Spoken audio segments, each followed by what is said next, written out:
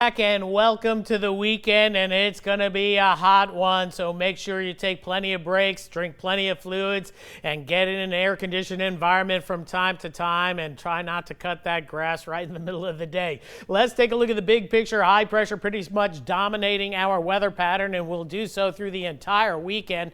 And today we had a heat advisory from noon to 7 p.m. Now we're expanding a little bit more because it's getting a little bit hotter, and tomorrow's heat advisory from 11 a.m. to 8 p.m. for heat indices getting up as high as 110 to 112. Most of us will be planted between about 105 and 108 tomorrow afternoon, which is a degree or two hotter than what we saw today. And what we've been watching, high pressure so dominant, even though we have this northwest flow aloft, any storm action is dissipating as it approaches that ridge of high pressure, getting a little bit busier in the tropical Pacific with a tropical storm and another burgeoning system by the Gulf of Tehuantepec, but not affecting the Atlantic Basin. The Atlantic Basin is awfully quiet. Meanwhile, Tropical Storm Faye, a disorganized storm working its way up through New Jersey and New York. All the heavy rain so far offshore, but it will be problematic for portions of the Northeast and New England next couple of days, but not a major high-end event. For us, fair skies as we start our Saturday. Temperatures in the afternoon get into the mid-90s again.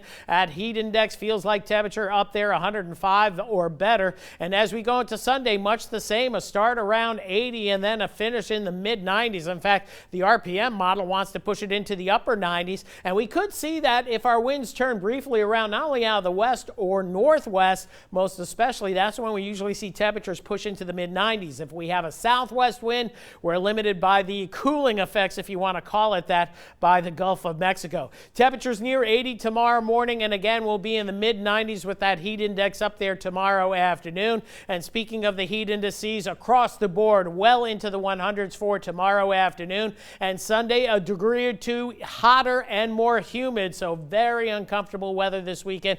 And as we mentioned, you got to be wary of heat stroke or heat exhaustion. And again, the prime time hours, you see it plotted here from 11 in the morning till at least 7 in the evening, where we'll be in that triple digit zone. Now, once again, we talked a little bit earlier about understanding the heat threats. Again, this is posted online in my social media page. And why such a big deal about the heat? Well, if you look at all the weather threats and weather fatalities in the U.S. Over a 10-year average, or even 2018 and over 30 years, it's the #1 cause of weather fatalities. Flooding being number 2, and then depending on the year, it could be hurricanes or that sort of thing. This is also posted on my social media pages as well, so check that out. So a sultry start to the weekend for sure. Warm and humid, upper 70s to near 80. Tomorrow we'll get up to 96 for a high. That heat advisory in effect till 8 o'clock tomorrow evening, with heat indices pushing 110. Rain chances scant to none over the next 4 to 5 days, but hopefully toward the end of next week,